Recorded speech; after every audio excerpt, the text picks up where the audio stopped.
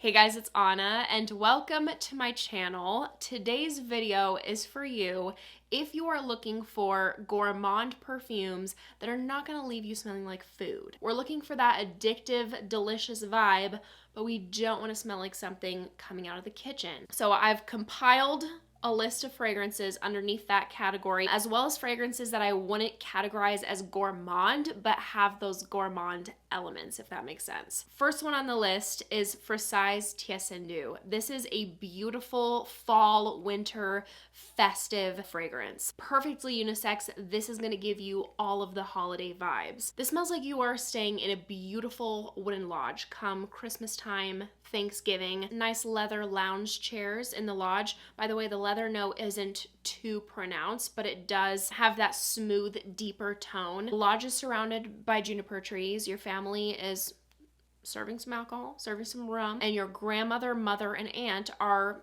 in the kitchen making some sort of like lightly sweetened spiced bread, some sort of pastry, brown sugar nutmeg kind of thing. Don't know what. Doesn't smell like cookies, nothing too dessert-like, but you do pick up on a little bit of a sweet bread undertone in here. And then there are garlands hung around the lodge for decor, obviously, which is where I get the like bitter orange note. So this is a whole scene, a whole experience. It's very cozy, inviting. Like anytime somebody asks me, Anna, what kind of perfume do you recommend for the holidays? This is one that instantly comes to mind because it's so smells like that to me. And performance-wise, I get about 6 hours with moderate projection. This next one has got to be one of the best perfumes in my collection. Like, I honestly think it's a masterpiece. This is Navitus Ambrosia Imperiale. When I first got this perfume, I got like 6 hours with moderate projection. Good performance. Now, after having it sit for a while, I wore this the other day. I showered and everything. I could still smell it on myself somehow the next morning. Beautiful longevity with a nice cloud moderate projection. I didn't want to take this off. I was feeling myself. This is such a unique fragrance. I am telling you, you're never gonna smell anything that smells remotely like this. This is a fantastic, elevated, refined, sexy, banana-centered fragrance. This is inspired by the concept of Banana Foster, but when I got this, it was not as gourmand as I expected it to be, which I love because it's just the perfect amount of that like ridiculous addictive factor. Like, you smell so good, but you do not literally smell like food. We have notes in here that really elevate this scent. There's saffron, rum, benzoin, divana. So I get primarily these caramelized, smooth, warm, boozy bananas with an exotic saffron that just leaves a beautiful cloud around you. It has this overall airy presence, so this never feels too heavy, making it a beautiful gourmand that you can wear pretty much year round. The benzoin brings in a nice smooth warmth, the divana a bit of like an edge to the scent, a little bit of cinnamon to bring in that toasty experience. Oh, it's so good. And no other banana fragrance has impressed me to the level that this has. Every other banana perfume I have tried just smells incredibly food-like or like very young. I'm looking for elevated, I'm looking for sexy. That's Ambrosia Imperiale. BDK Velvet Tonka is by far my favorite almond-centered fragrance. This is a dark almond. It's done very differently to other almond scents. This has an edge to it. It has this darkness from the tobacco and the rose oil, which I really like. The tonka bean, of course, complements the almond so nicely. A bit of a bourbon vanilla in here as well. I wouldn't describe this as sweet, sugary, anything because that amberwood, rose, and tobacco really ground it. And this is just glorious, by the way. Paired with a cherry fragrance, that is how I wear it exclusively. And I get about 7 hours with a moderate projection. I would recommend you try Burberry Goddess. Now, if you're looking for something that is more complex, more unique, this is not going to be it. This is a simpler fragrance, but I personally find it very beautiful. It it just does the job for me. It has a sophisticated tone to it because this is lavender and vanilla. The vanilla is not sugary. It doesn't straight up smell edible, but still, of course, has that inviting, warm, toasty experience, and there is a sweetness, but it's not too sweet. It's also not too heavy on the lavender component. Like, it has a bit of this calming, cozy, aromatic touch, but it's not like boom floral, boom aromatic. Very nice, more casual, everyday kind of scent. And I get about 4 or 5 hours with moderate projection. Next up, Amouage Sunshine Woman. This is such a beautiful pairing of a fruity, juicy, ripe, sitting out in the sun apricots. I mean, apricot isn't listed. It's osmanthus, but the osmanthus is absolutely pulling in that direction, smelling like apricots. There's also vanilla, but what grounds this is a prominent white tobacco note, and that brings in like a really interesting dynamic juxtaposition because it's this edgy, more typically masculine perceived note mixed with this like upbeat, happy, fun, fruity tone, but it works so well. I get compliments very often when I wear this, and Amouage, as usual, has amazing performance. Like, you're definitely getting good quality fragrances with this house. Very unique out of the box blends here, but this is definitely one of the more likable ones. Make sure you sample it first though, especially if you're iffy with tobacco, but as it is listed, it's a white tobacco, so this comes off cleaner. By the way, although this is called Sunshine Woman, I think men can wear this as well. Eric will wear this from time to time. It smells really good. The next two I'm going to talk about, I wouldn't classify as gourmands, but have those gourmand elements as I was mentioning previously. This one is Giardini di Toscana Celeste.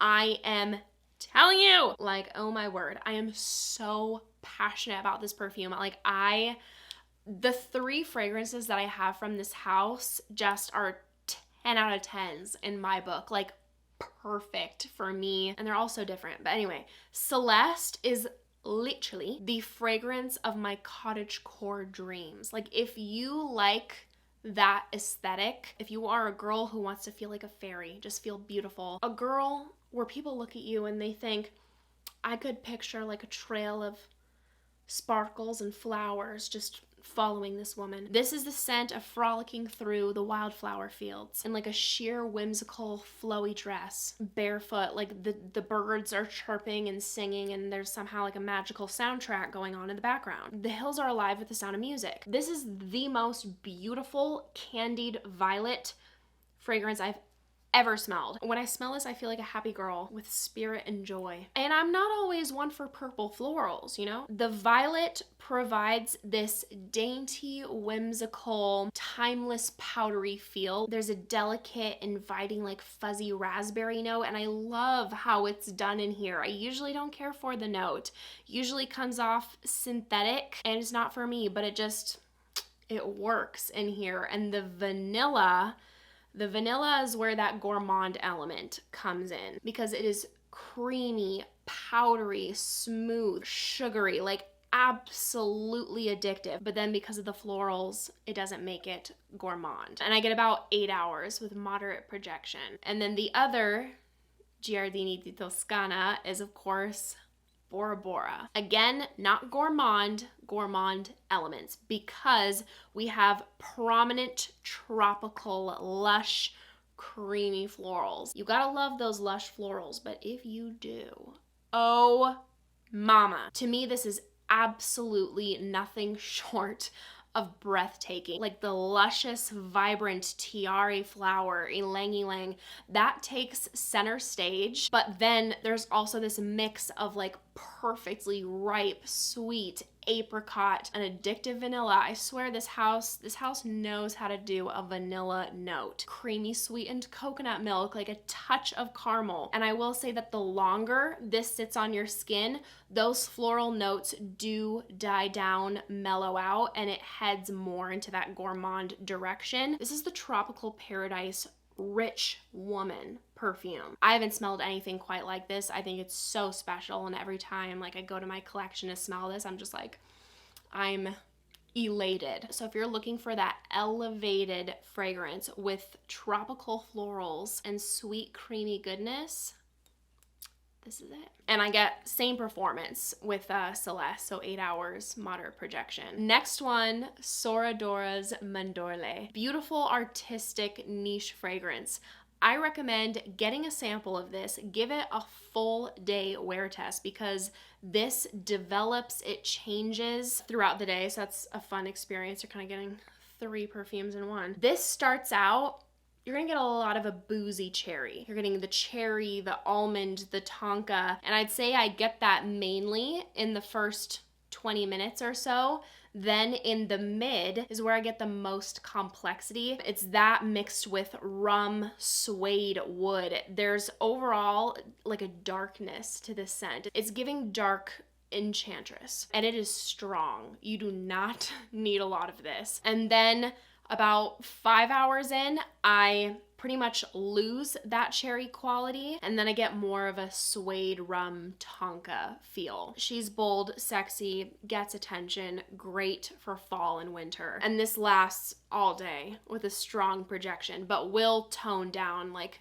several hours in and then become more moderate. Fragrance du Bois Minuit et Demi, I feel like, is a fall staple. This is so cozy and inviting. Like, I smell this scent and I want to get buried with blankets. I want to put on like my cozy outfit or get dressed up and go on a date. It's giving me both, because the notes in here are giving the cozy fall vibes. Makes you want to sit on the couch, watch a good show, have some coffee. But this is also a very refined, elevated, sexy scent as well. So it's something that I do pull for as well during date nights in the fall, winter. This is my favorite coffee fragrance. One of those reasons being because it isn't too photorealistic. It isn't a literal gourmand, but the coffee brings in that like roasted, cozy feel, and then you have those, you know, darker notes that give it that sophistication, that bit of edge from the tobacco, the wood, the liquor. There's like cozy spices and the vanilla and caramel, not being too sweet, but making this a very well balanced scent. I feel like this is the perfect example of a gourmand that's not too gourmand. And I get about 6 hours with moderate projection. And the last one I'll be featuring for today is from Dries van Noten. This is Soie Malaquais. There is a silk note listed in here. Don't know what that's supposed to smell like. There is, however, a silky, you know, textural quality to the scent. Like, it has this smooth feeling. And this is a scent where I feel like women who tend to enjoy more, you know, niche fragrances, as well as women who gravitate towards more like designer profiles, will enjoy. This kind of nicely bridges the gap there, because this has an approachable, very wearable, pretty DNA, but smells more smooth, more refined, and it's more unique than scents you'll find at the designer level. This smells like a natural fruity fragrance, but with that perfumey feel. So I pick up on like a black currant compote, jammy kind of note, something that you'd pick up at your local farmer's market. And it's not listed, but I feel like I pick up on the slightest bit of a vanilla note, like a very natural, lightly sweetened, airy kind of cake with some chestnut shavings, like a little dusting of cocoa powder. But because of this smooth, silky feel and the background of floral, it doesn't smell gourmand in that way. This is definitely a pretty girl perfume. It has this like Parisian chic, effortless, classy style to it. It's not trying too hard. It's just very pretty and is done in a different way to how you would typically see fruity florals. And I get about 6 hours with moderate projection. So that wraps up my list for today. If you guys want a follow-up list in the future, I can do that as well. Thank you guys so much for watching. If you enjoyed, make sure to give this video a big thumbs up and make sure to subscribe down below if you haven't already. If you want to see me in any more videos, I'd appreciate it so, so much. I hope you guys are having an amazing day, and I hope to see you in my next video. Bye.